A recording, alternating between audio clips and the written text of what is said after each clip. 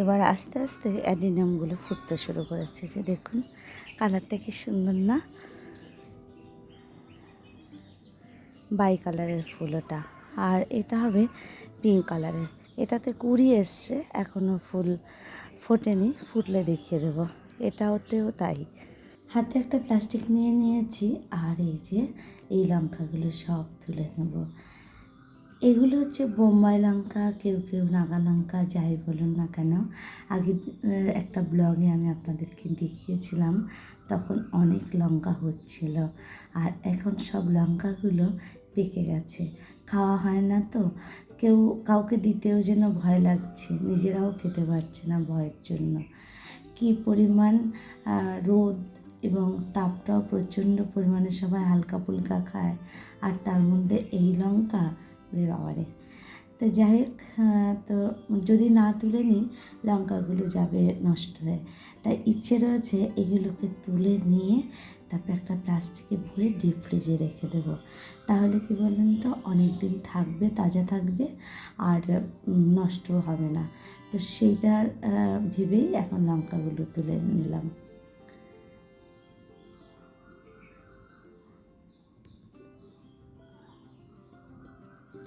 মোটামুটি সবগুলোই তোলা হয়ে গেছে, সাথে দু একটা কাঁচা লঙ্কাও তুলে নিয়েছি। আর এই যে শুকনো যেগুলো আছে না, সেইগুলোকে ফেলে দিচ্ছি। গাছে প্রায় অনেক লঙ্কাই তোলা হয়ে গেছে, ওই শুকনোগুলোকে ফেলে দেবো। আর এই যে লেবুগুলো দেখুন কত বড় বড় হয়ে গেছে। ভেবেছিলাম একটা তুলবো, পরে ভাবলাম যে না, তুলবো না, আরও কদিন যাক, তাহলে আর একটু বেশি বড় হবে। আর এই যে দেখুন কতটা লঙ্কা হয়েছে। এইগুলো নিয়ে এসেছি ঘরে, এখন ডিপ ফ্রিজে দিয়ে দেবো। আর এখন তৈরি করব ব্রেকফাস্টে কী খাবে করছিল মেয়ে। তো আমি বললাম যে আজকে একটুখানি চল অন্যরকম ব্রেকফাস্ট দিই তোকে। কিন্তু ওর সেই এক কথা, এগুলো কি খাওয়া যায় নাকি, ও বলে মাখা প্রসাদ। যাই হোক, আমি তবু ওর কথা না শুনে ঘরে যা ফল ছিল সেই ফলগুলোকে একটু টুকরো টুকরো করে কেটে নিয়েছি। আর একটু ছোট ছোট করে টুকরো করলে হয়তো বেশি ভালো হতো।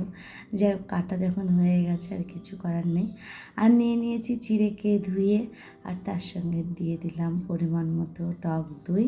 আর এখন টক দইয়ের মধ্যে দিয়ে দেবো যে ফলগুলো কেটেছিলাম আমি, আপেল, আঙ্গুর, পেয়ারা, শসা, কলা, তরমুজ আর খেজুর।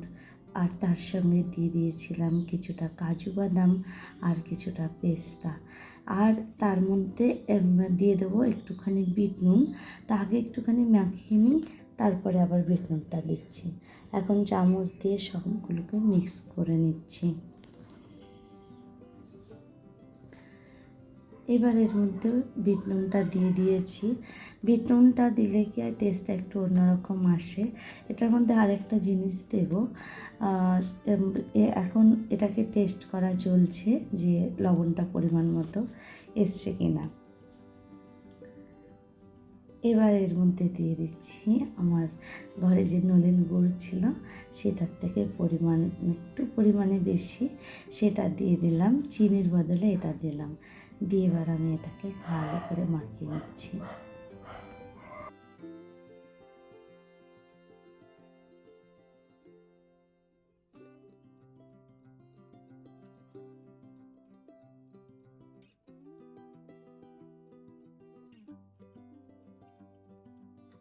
এই যে হয়ে গেছে আমাদের মাখা প্রসাদ।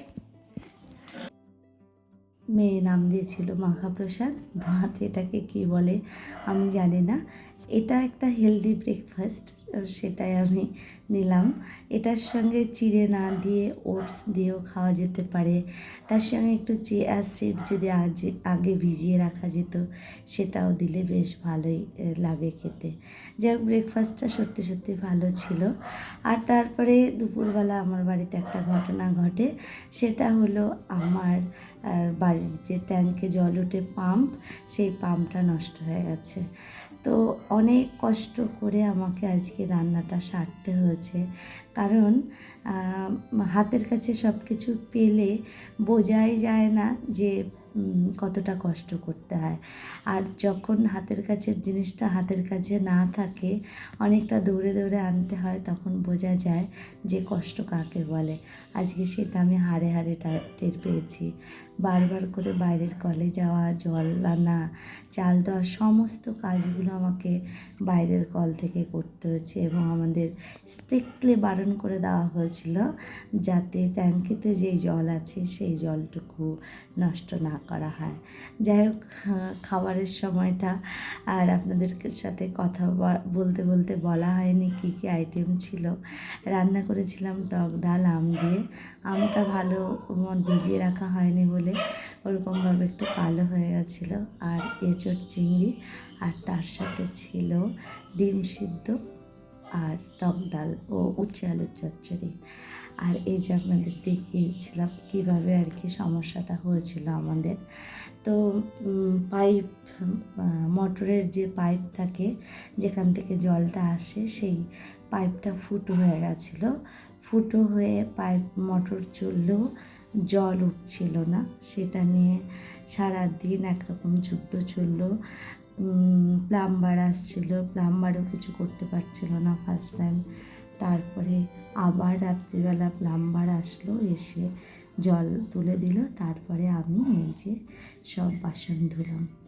তো যাই হোক, এখন সন্ধ্যে 7:30 মতন বাজে। আর আমি এখন তৈরি করব একটু পাস্তা।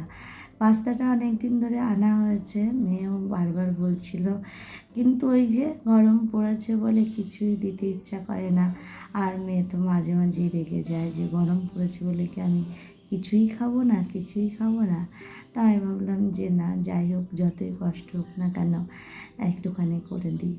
তাই পাস্তাগুলোকে একটুখানি সেদ্ধ করে নিয়েছি, আর পেঁয়াজগুলো পাপড়ি ছাড়িয়ে নিয়েছি, একটুখানি ক্যাপসিকাম ছিল, ক্যাপসিকাম কেটে নিয়েছি, আর লঙ্কা দিয়ে এবার একটুখানি ভাজা ভাজা করে নেব।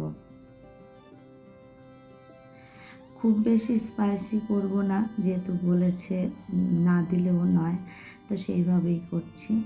তো একটু লবণ দিয়ে নেড়ে চেড়ে যখন নরম হয়ে এসছে তখন দিয়ে দিয়েছি একটু বাটার। বাটারটা আগে দিইনি, তার কারণ ওই যে বাটারটা দিলে পরে বাটার আমার মনে হয় উবে যায়, তাই আমি এইভাবেই দিলাম। এবার আর একটুখানি টমেটো ছিল, সেটাও দিয়ে দিয়েছি, আর তার মধ্যে সেদ্ধ করা পাস্তাটা দিয়ে দিলাম সুন্দর করে। এবার ভালো করে একটুখানি নেড়ে চেড়ে নিতে হবে, আর দিয়ে দিলাম একটুখানি লবণ। এবার লবণটাও মিক্সড করে দেব।